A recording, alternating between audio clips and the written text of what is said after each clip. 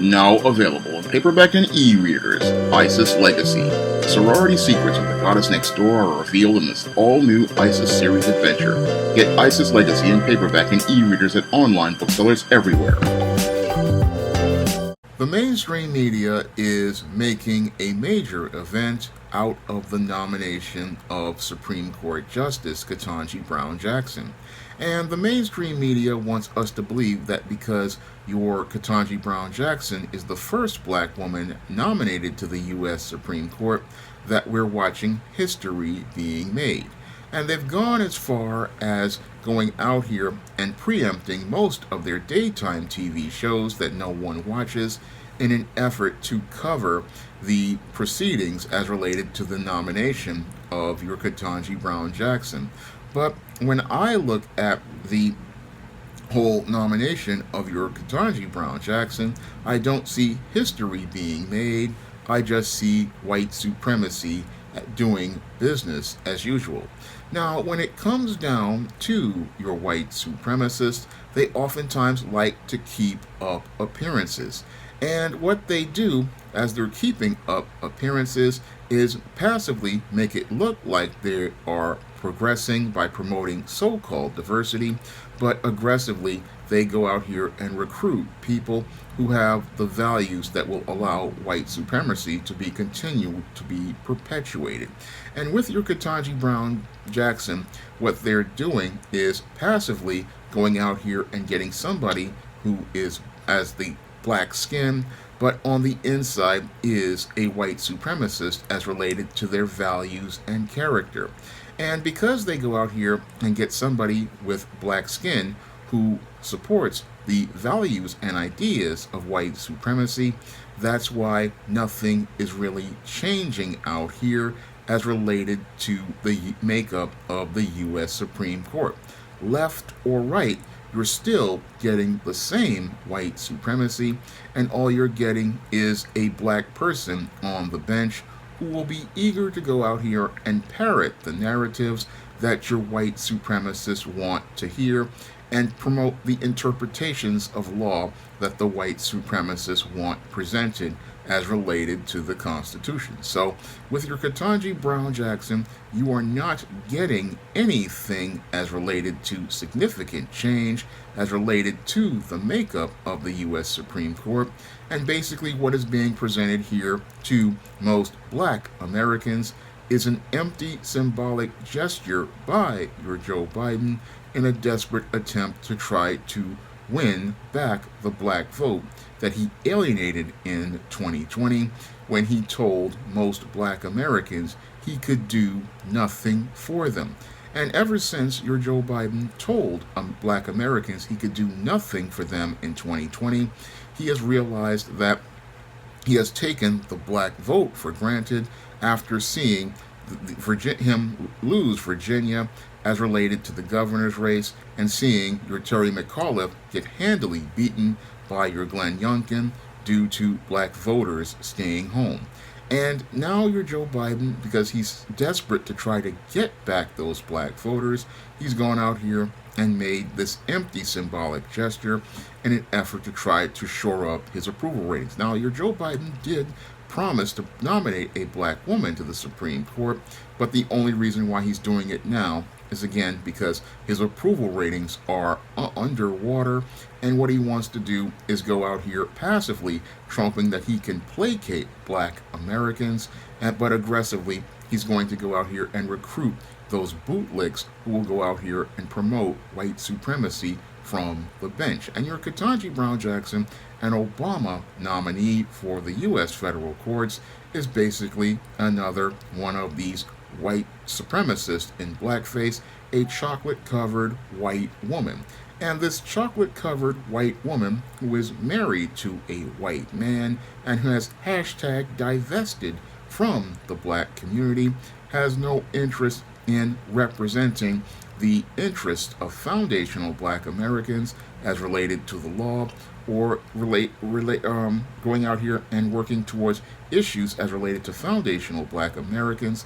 So this Ketanji Brown Jackson, she basically sees herself as a white woman and sees herself in the same place as a white woman and is no different than your Clarence Thomas. Now, you'll have people out there on the left who will sit there and talk about how your Clarence Thomas is some sort of sellout and Uncle Tom, but they don't want to see the same thing about your Ketanji Brown Jackson. But when I look at your Ketanji Brown Jackson, I see her as nothing more than a female Clarence Thomas, and all we're getting is Clarence Thomas in a skirt. So basically, you're getting the same type of Supreme Court justice. Again, not interested in going out here and making interpretations of the law that help protect foundational black Americans and the rights of foundational black Americans, but is all about pushing and promoting white supremacy. So this is nothing more than a dog and pony show to try to placate the black voter, and it's one that many black Americans have tuned out this time. Now, back in 1992, when Clarence Thomas was nominated for the U.S. Supreme Court by George H.W. Bush, it was must-see TV to watch your Clarence Thomas. But in 2022, most foundational black Americans aren't interested in hearing about a Ketanji Brown Jackson. And the reason why nobody wants to hear about a Ketanji Brown Jackson is because we know that there's now a black bootlick class ever since the election of Barack Obama in 2008. Because with the election of Barack Obama in 2008, most Americans realized that it's not about the color of that candidate's skin, it's about the content of their character. And most black Americans, they were fooled by Barack Obama, who promised them hope and change, but all he gave them nothing but disrespect and contempt over the course of his 8 years in office. And now that many black Americans are aware of the bootlick class, you cannot come to foundational black Americans with these empty symbolic gestures like the first black female Supreme Court justice, because the first black president did not make anything change for black America, and because since the first black president didn't make anything change for black America, we no longer celebrate these symbolic milestones, because these symbolic milestones mean absolutely nothing as related to the progress of foundational black Americans. Because for most foundational black Americans, we are tired of hearing about the first black president, the first black Supreme Court justice, the first black Secretary of State, or the first black Secretary of Defense. We've got all of these first black people, but the condition and quality of life for foundational black Americans has not changed.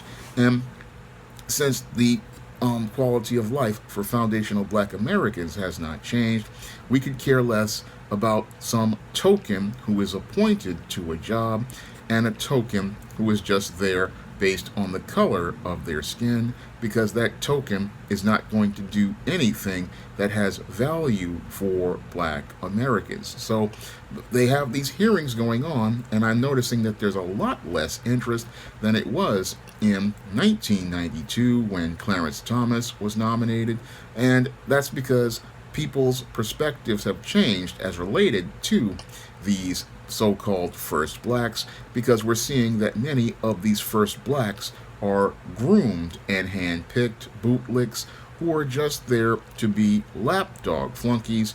And as these yes men and yes women get these jobs, it's all about them representing the picture passively of diversity, but because these people's minds have been programmed by white supremacy, they only want to promote more anti-black racism from the jobs that they have. And these people, they oftentimes have the mindset of pull yourself up by your own bootstraps, and then what they do is go out here and talk about pulling yourself up from those bootstraps while kicking you down by enforcing the same white supremacist policies, and then they tell you that there's something wrong with you when there's something wrong with their frame of thinking. Because when you have a black woman who is married to a white man and has hashtag divested and has biracial children, and she's your Supreme Court justice, that really shows us how there isn't much justice, because we're not getting a black person who can put some perspective on the U.S. Supreme Court. And that's why this is not some sort of event, and this is why this is not some accomplishment, because we're not getting anybody tangible in place who is going to go out here and try to present a tangible as related to the interpretation of law. And that's the thing that most black people are looking at now as related to representation in government, receiving tangibles in exchange for a vote, and receiving tangibles as related to interpretation of law and policy. And that is something most black Americans want as related to their black representatives, and that's why most black people are no longer looking at these empty symbolic gestures as related to nominating whatever black lapdog flunky or bootlick that they trot out here, because we didn't pick that individual. No, that picked person was groomed and picked by your Joe Biden or somebody else, and that means that that person really is not representing us. They are representing white supremacy. So everybody, all the mainstream media, while they make their frenzy about Ketanji Brown Jackson, most foundational black Americans don't care about this woman, because they know that this woman does not care about black people, and all she cares about is securing her spot with white supremacy. And we all see her for what she is, another one of these black bootlicks who is put to be in the handpicked position and is basically there to make everything look like it's fair. But the whole thing is they use these black bootlicks to enforce the continuing unfair system of white supremacy and continuing to promote the lies of white supremacy. So your Ketanji Brown Jackson clown show, it's not the event that the mainstream media can represent like it used to, because people see the truth about your Ketanji Brown Jackson, and they see that your Ketanji Brown Jackson on the Supreme Court would be no different than a Ruth Bader Ginsburg or Sandra Day O'Connor. Her skin color may be different, but the whole thing is she promotes the same values of white supremacy that both the left and the right promote.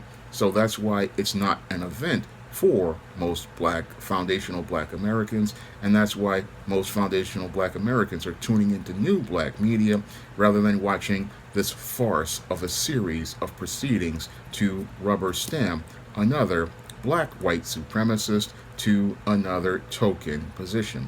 Now, if you want to see me make more videos like this, you can donate to my Patreon, my PayPal, or my Cash App by clicking the links in the description box.